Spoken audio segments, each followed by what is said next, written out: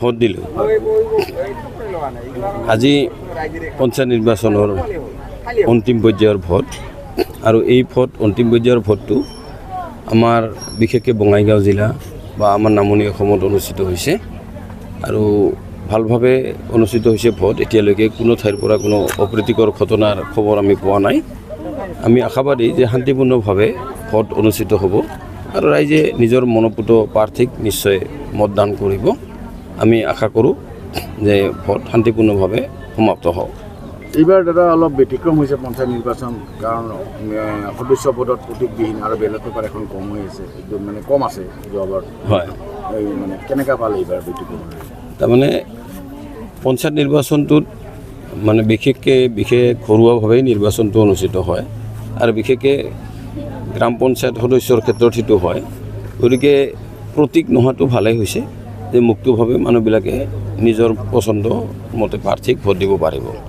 কিন্তু দুটা হ'লেও বেয়া নাছিলে। পঞ্চায়তটো আচলতে ফ্ৰী কৰি দিব লাগিছিলে, কিন্তু এইটো পৰীক্ষামূলক। যদি প্ৰয়োজনবোধ কৰা যায় যে এইটোও প্ৰতীকবিহীন হ'লে ভাল হয়, তেতিয়াহ'লে হয়তো ভৱিষ্যতে আইনটো আৰু সংশোধন হ'ব।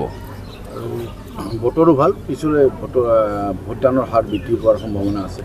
বতৰ যিহেতু ভাল, আমিও আশা কৰিছোঁ যে ভোটদানৰ সংখ্যাটো বৃদ্ধি হ'ব। বতৰ সুন্দৰ। ভোট দিলোঁ। আজি পঞ্চায়ত নিৰ্বাচনৰ অন্তিম পৰ্যায়ৰ ভোট আৰু এই অন্তিম পৰ্যায়ৰ ভোটটো আমাৰ বিশেষকৈ বঙাইগাঁও জিলা বা আমাৰ নামনি অসমত অনুষ্ঠিত হৈছে আৰু ভালভাৱে অনুষ্ঠিত হৈছে ভোট। এতিয়ালৈকে কোনো ঠাইৰ পৰা কোনো অপ্ৰীতিকৰ ঘটনাৰ খবৰ আমি পোৱা নাই। আমি আশাবাদী যে শান্তিপূৰ্ণভাৱে ভোট অনুষ্ঠিত হ'ব আৰু ৰাইজে নিজৰ মনোপুত প্ৰাৰ্থীক নিশ্চয় মতদান কৰিব। আমি আশা কৰোঁ যে ভোট শান্তিপূৰ্ণভাৱে সমাপ্ত হওক।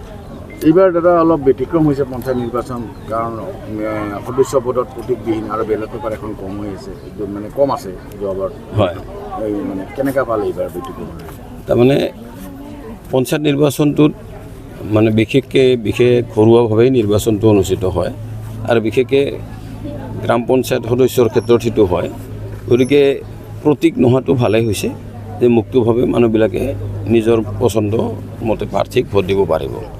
কিন্তু দুটা হ'লেও বেয়া নাছিলে। পঞ্চায়তটো আচলতে ফ্ৰী কৰি দিব লাগিছিলে, কিন্তু এইটো পৰীক্ষামূলক। যদি প্ৰয়োজনবোধ কৰা যায় যে এইটোও প্ৰতীকবিহীন হ'লে ভাল হয়, তেতিয়াহ'লে হয়তো ভৱিষ্যতে আইনটো আৰু সংশোধন হ'ব। বতৰো ভাল, পিছলৈ ভোটদানৰ হাৰ বৃদ্ধি পোৱাৰ সম্ভাৱনা আছে। বতৰ যিহেতু ভাল, আমিও আশা কৰিছোঁ যে ভোটদানৰ সংখ্যাটো বৃদ্ধি হ'ব। বতৰ সুন্দৰ।